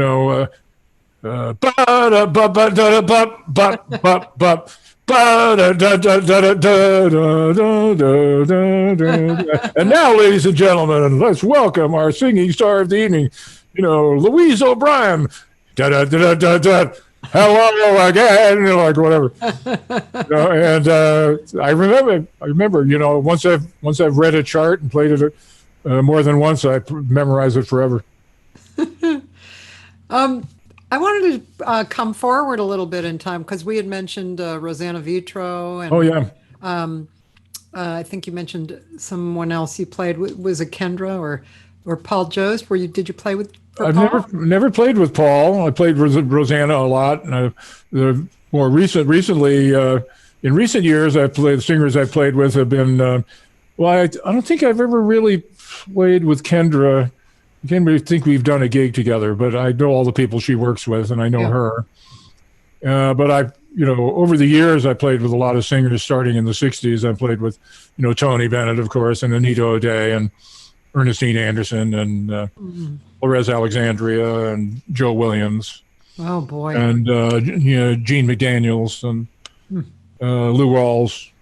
It's a really, really long list. Yeah. And Ruth Brown. No, And it just goes on and on.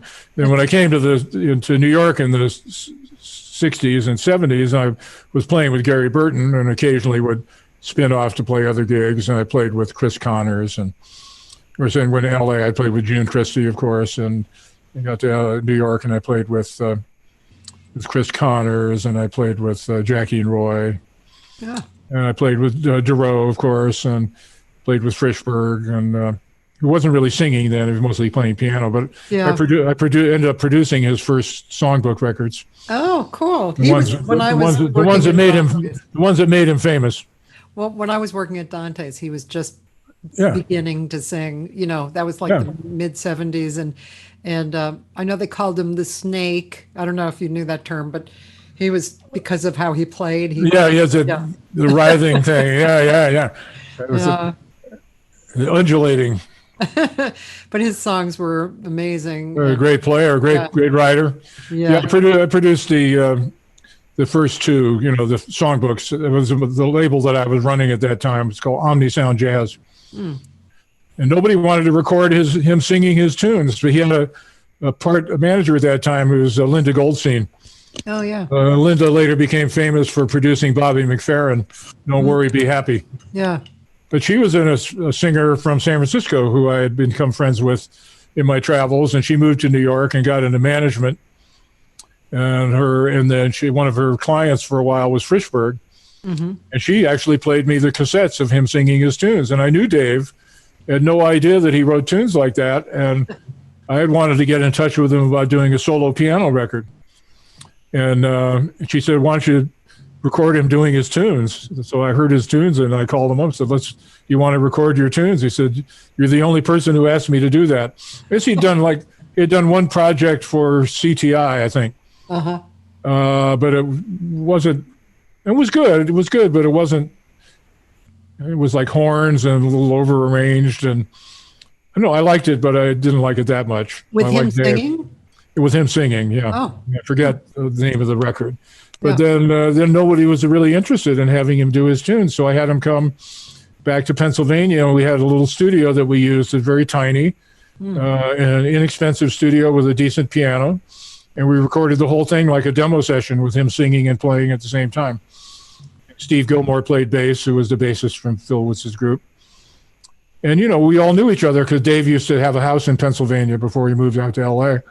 So, I'd gotten to know him actually at the Mount Airy Lodge, which was the resort where I played for a year. And Bob Duro used to play there too. Did we finish talking about the Deer Head Inn? Yeah. And what did you want to know about it? Well, I met Paul Jost played there. Well, yeah. So do you run the music for Deer Head? No, not at all. So you just I often play there. I've been playing New Year's Eve there for many years. Oh, cool. And I do the occasional gig there. Right now, we're doing a series of. To be brief, we had a jazz festival for over 40 years called the Celebration of the Arts, which because of the pandemic was postponed this year. It's actually would have been going on normally this coming weekend. Oh, wow. For 42 years now. And I've been the scheduling director for that on and off for many years. So what we just decided was, since we had funds but no place to spend them, that we would present a series of concerts at the Deer Head Inn on the second Monday of the month. Oh. So we've done one. I played the first one with my trio, which you heard before. Yeah. Plus we had the guitarist Peter Bernstein came out from New York to join us. Yeah. And we did a show. So the festival paid the musicians, and then the Deer Head reaped the rest of the charges and the business. So it's to keep the Coda Festival very popular locally in the tri-state area. Keep the idea of that going. Pay some musicians and get some people to come into the Deer Head, which is operating under limited circumstances, limited seating, and so forth. But they are operating for the last month and a half. Oh, excellent. Speaking of that, how Paul doing? Paul is booked for October, I think. Oh, cool. How are you doing, regarding what's happening? No gigs. Yeah. I had a couple of steady, just playing jobs, in little places around here, and the occasional job in New York. I have no great love for going to New York, but I love to go and play at Smalls or Mesro. And when I was still playing with Phil, we would play several times a year in New York at the bigger clubs. We play, the Birdland and Dizzy's, of course. And before that, we played the Vanguard. And, we were together for 40 years. We played every place you could possibly play in the world. And we were very, we didn't work like every month of the year. We worked about 6 months a year, but we were very, very well traveled. We were in Europe, multiple times a year, in Japan every couple of years. And so, but and I lived in New York for a while. I was always on the road, as if no great desire to go there. I used to like to go occasionally with friends to go out to hear some music or play a little gig or something like that, or a combination of those things. And you're basically no gigs, but I am teaching in the university system, right? I teach at William Patterson University in Wayne, New Jersey. So you've been online probably? Yeah, I did the last few weeks, last 3 weeks of the semester online, and now I'm doing remote I've already started last week. I'm doing private students, and I'm supposed to coach an ensemble remotely, which will be interesting. That's coming up day after tomorrow. We'll see how it goes. So how's everybody doing that? Well, I have, Zoom.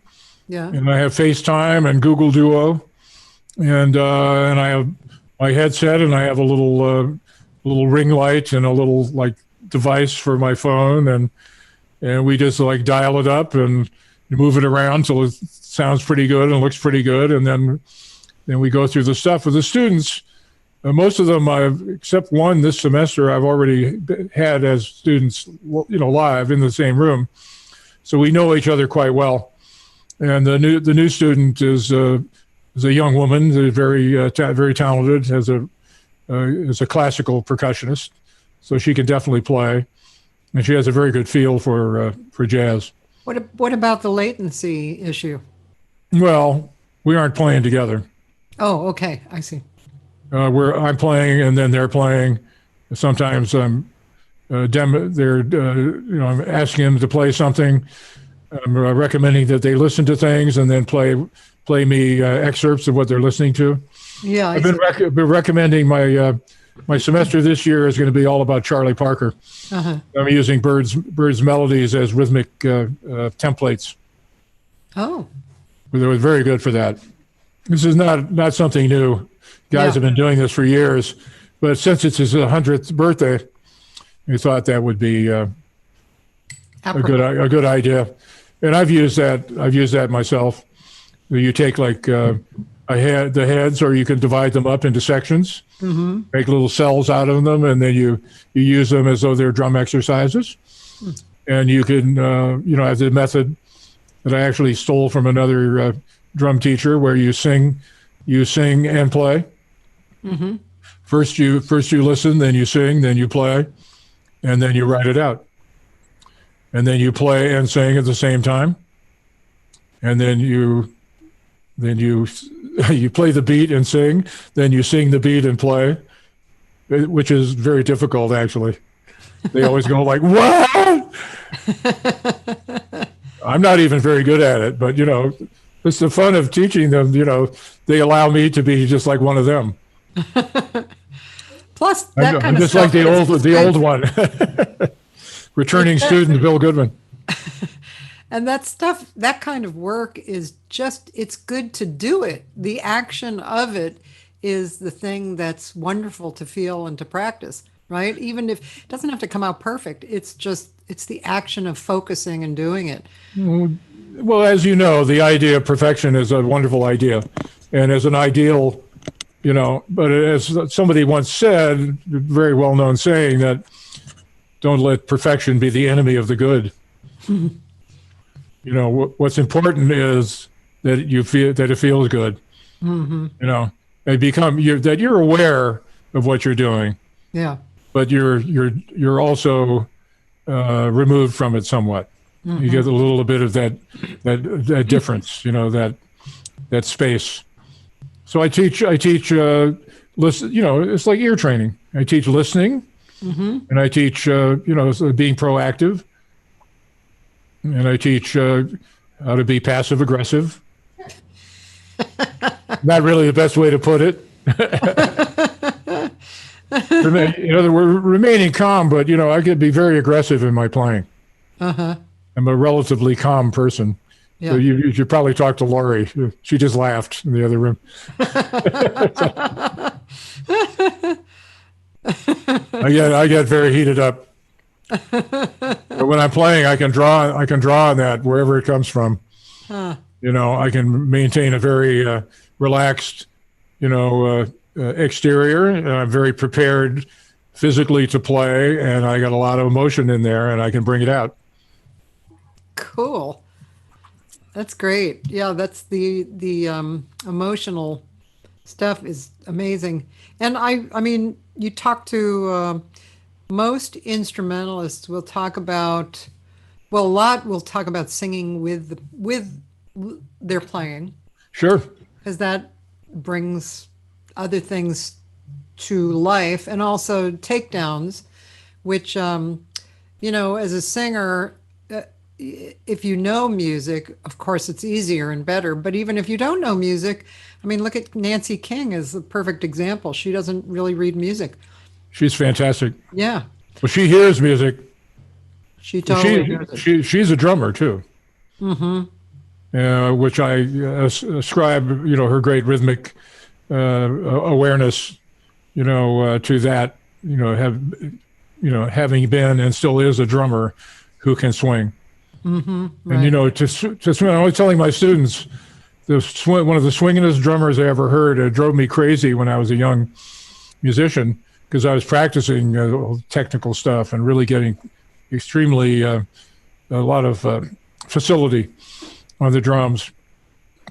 And I remember my friend Herbie Lewis, the bass player, great bass player, even though he was just a kid like me, but very discerning, said, Bill, your drumming sounds fantastic. I mean, you got, thanks, Herbie. You got a lot of chops. You play all over the drums, man. Just really, really good. A lot of very musical, great sound and everything. Geez, thanks, Herbie. He said, you don't swing at all, man. You got no right hand. And, I was like, oh, really? Okay. He's redirecting my listening. Don't be listening for the cool licks and stuff. Be listening for the feel. Because what kind of piano players you're like? It's not like Bill Evans or like Tommy Flanagan or like Barry Harris. Yeah, those guys are great. He said, listen to Horace Silver.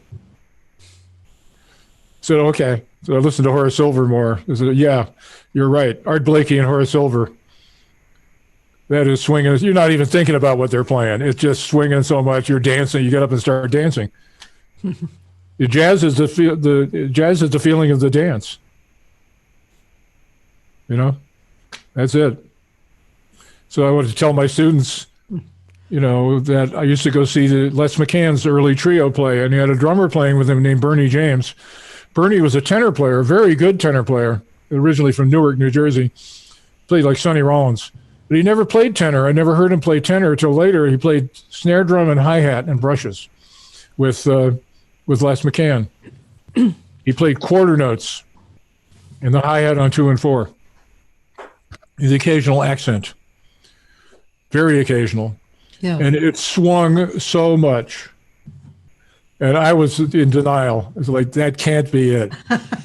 That's not it. It can't be it. And I finally just had to give it up. I said, it's the feeling, It has nothing to do with the chops or any of that. Yeah.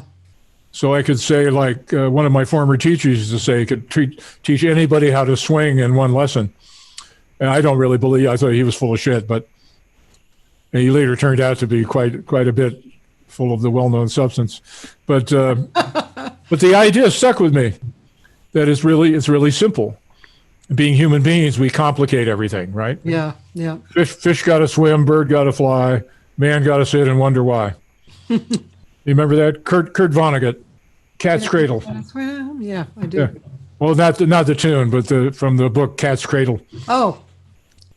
Oh no, I don't remember that. Oh, you should read that. It's a great book. I read it. I read it when I was in college. He has the prophet in there is a guy named Buchanan, and that's one of his aphorisms. Is fish got to swim, bird got to fly, man got to sit and wonder why.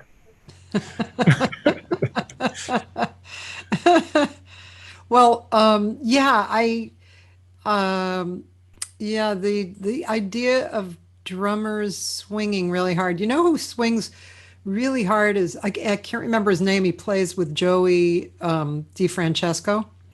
Who, Byron Landon, you mean? Wookie? Maybe. Byron Landon? Damn. The drummer from Philadelphia? Oh, God. He's beautiful. Swings. He's great. Wow. But, playing with Joey, you better swing. I know, man. He would never. He will make you swing. He'll fall on top of you. You're not careful. I love playing with him. I've only played with him a couple of times, but I absolutely love playing with him. Yeah. Yeah, it's nothing like a swinging drummer. Actually, I spoke with a conga player yesterday named Victor Orlando. And the one thing, I've known Victor for a long time, and the one thing that I've really admired about him, and he's unusual in this, is that he swings on the congas, which I have to say, not a lot of conga players do. And he really feels it. And he has a big history of a lot of different styles of music. He's from Houston. And so interesting, right? Because congas, it's so traditionally kind of a Latin music, but yet a lot of the bebop guys used congas. But I don't know. When I would sing and there was a conga player playing swing with me, I would just always be annoyed. It was like, what are you doing? You're like ruining the groove for me, Yeah, well, sometimes, people play too loud. They don't, you got two drummers basically, or drummer and a percussionist, and they should blend and one shouldn't dominate the other. But the higher sound will always go to the ear first. Yeah. So if a conga drum is tuned higher than or is in the same range with the cymbal, it'll drown it out, or it won't blend unless you modulate. And I've always been interested in sound because it led me to production, and that's the fun of it. Getting musicians together and then their musical abilities come together and letting them blend their sound and then improving on it if possible. Have you, as a producer, put together bands like totally, that wasn't a band? Oh yeah, all the time. That's not that hard to do. You listen to how people play. You listen to how they play with other people. Then you might see, I might start with the drummer or the bass player, or the drummer and the bass player. How do they play together? Mm-hmm. And then I'll think about who the piano player that, it might be the piano player's gig. So I would say it's Hal Galper, for example. Mm-hmm. I want to do a record, and who will we get on bass and drums? Well, I would recommend Billy Hart and Ray Drummond because they play well together. I recommend Victor Lewis and Rufus Reid because they play well together, and I had heard them play together with Art Farmer. Mm-hmm. I heard Billy and Ray play together with someone. So, I'll do that kind of a team building thing. It's like a sport in a way of building up from you have a big bench mm-hmm. of possibles, and then I never went for like the star value or any of that. It's strictly like who can really play this music. If I wanted somebody who was, there was a time when jazz musicians could really charge a lot of money to make records. The record companies had some idea that this made a difference in sales. So you call a drummer like a really great drummer like Louis Nash, for example, who I consider to be a perfect drummer. In all sincerity, I've never heard Louis make a mistake. And I've tried. And he knows it. He sees me coming in. He knows I'm looking for him to mess up. And he never does. And he's such a beautiful player. And such, you can't say enough good things about him. He's a great guy as well. Not that matters. But, you want to hire Christian McBride and Louis Nash. It would cost you like, $6,000 between them. And maybe the budget was only $12,000 for the record. So maybe I wasn't going to spend half of it on the bass player and drummer. Yeah. So the first thing I would do would be I'd offer them what I could pay them. Mm-hmm. And if they didn't want to do it, I get somebody else that could sub. Yeah. I mean, who would I call to sub for me on a gig? I'd call somebody who played as good or better than me. Yeah. I'm not going to call somebody less good. Right. There's a lot of good players out there. Mm-hmm. I know. Unfortunately, there's not much chance to do that kind of thing anymore, but that's always been the great joy of me for doing. When I started producing, I would always hire myself because I knew I could play and I could cover most jobs. And then after a while, I realized, it really doesn't look good. It may sound okay, but it doesn't look good, me always hiring myself. So I would do that on the Phil Woods records, of course, because I was in that group. Yeah. And but then when I got the chance to do records with other people, I get to hire my favorite drummers. I got to hire Billy Hart. I got to hire Adam Nussbaum. I got to hire Billy Higgins. Got to hire Billy Drummond. I got to hire Joe LaBarbera. A lot of my favorite drummers. Yeah. And then you get to sit in the booth and tell them how great they sound. and Grady Tate, and what a great gig. Hey, I'm going to play just a little more. We're basically at the end, but I wanted to just touch on a little bit more, just to, say thank you. And this might not even be music on your celebration tour. No, that's just a promo.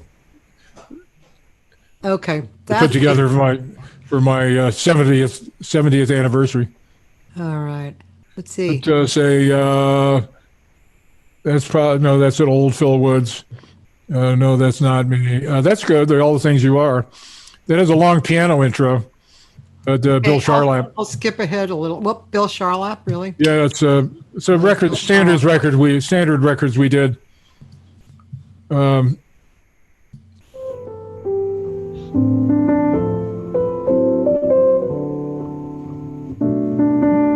Bill verse, Charlotte the is verse, the verse to all the things you are.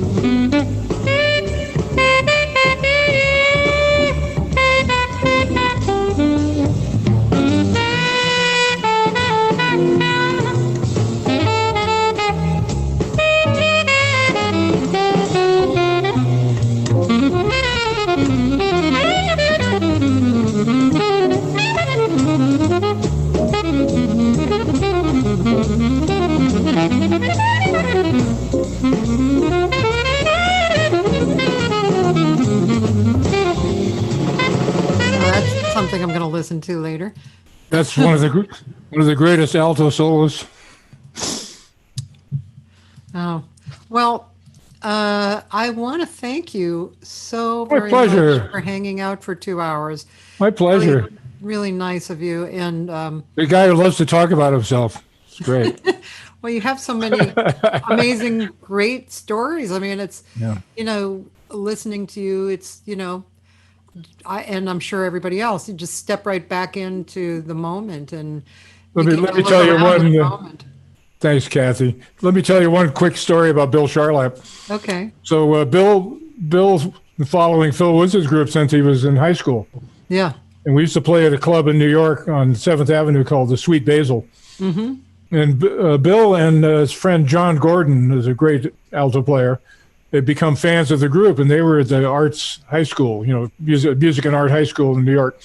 They used to follow the group, and they were teenagers. So I'm at the bar on a break at the Sweet Basil, and this kid comes up to me and says, "Mr. Goodwin, I'm Bill Charlap.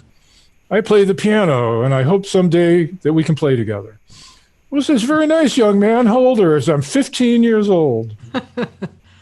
10 years later, he joined the group. Exactly 10 years later, he joined the band. Wow. He's an outstanding pianist. He's brilliant. He's the head of one of the heads of our program that I teach in at William Patterson. The excellent, beautiful jazz program. Guys like Gene Bertoncini and Paul Myers and Steve Laspina and myself and we've had some great piano players. Mulgrew Miller was the director before Bill, and before Mulgrew was James Williams. Before that was Rufus Reed. So it's a great program. I'm very happy to be teaching in that program and working with these very talented young musicians. Yeah. Good. Fantastic. So life is good. We'll get a gig sometime. Okay, let's do it. I'm coming. I'll come back east and do it. Well, I want to come out to the West Coast as soon as as soon as Okay, the no fires go problem. out. As soon as it cools down and the fires go out. No problem. Come on over.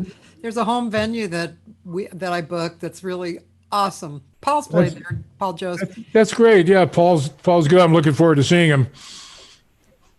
I love Paul. Paul is like the best friend that I never knew I had. He and I, once we start talking, we're like 2 hours later, we're like, hey, we should probably go, but it's really fun. I love him. Well, that's one of the things, one of the great things about this weird scene that we're in, the so-called profession that we're in leads to these kind of wonderful friendships. I have friends I've had for 50, 60 years. They really only spent a couple hours together, maybe over time, but then you can pick up a conversation again after years and years of not running into each other. I know it's actually the good part. You're right. Well, great. That's what I wanted to do with my life. So I've been very fortunate to do it. Yeah. Well, it's been a real pleasure meeting you and talking with you, and I appreciate you spending time with us. Anytime, Cathy. Thanks for asking me. Thanks, Bill. I hope to see you in the relatively near future. Likewise, I'm sure. Thank you. And ladies and gentlemen, just so you know, tomorrow is a Brazilian guitarist, singer named Paulinho Garcia, who has lived in Chicago for a long time, was extremely well known there. And then a singer, Roberta Donay from San Francisco. And then one of the best guitar players I know about, Peter Sprague.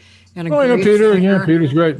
Yeah, and he and the singer Rebecca Jade, she's fantastic. She sings with Sheila E. a lot, actually. Mm-hmm. And so they have a project that Peter had, arranged. Planet Cole Porter. So anyway, I had booked them one time, and then actually a guy you probably know later in the week, Putter Smith. Yeah, I know Putter for like 60 years. Yeah, he's going to be on. I actually know his real name, Patrick. Well, I know. I've seen him a million times on the James Bond movies. We used to jam up at his house in Fort Washington when I was 18. With Dave Coons, Larry Coons' dad. Yep. Dave Coons and Ronnie Hoops, the piano player. Mm-hmm. Man, that's a long time ago. Putter's great. I love Putter. A lot of playing together at one time. Yeah, they're really good people. Yeah, actually, Dave Coons is wonderful too. One time I did a gig with Dave and Larry, just Dave and Larry, and I was blown away because they were both from the same musical universe. I mean, of course, they were father and son, but really out of the same universe. Yeah. It was really cool. Larry's really lucky that Dave was his dad, because Dave is one of the most, just a wonderful musician, and an unassuming, humble guy who can really play and really knows music, knows the good stuff. Yeah. We were on the road for a year together with George Shearing, 1968. Oh, wow. Cool. Yeah, that was a good gig. That's the one I left to move to New York to work with Gary Burton. That's another artist that blew me away as I was growing up and listening to George Shearing. I was like, oh my God, you mean this is how it should feel, Yeah, that was a great job. It was Charlie Shoemake and Dave, and Bob Whitlock was the bass player till the last couple of months, and it was Andrew Simpkins. So I sort of hated to leave, but I wanted to move to New York. What did I know? Yeah. Well, still back here.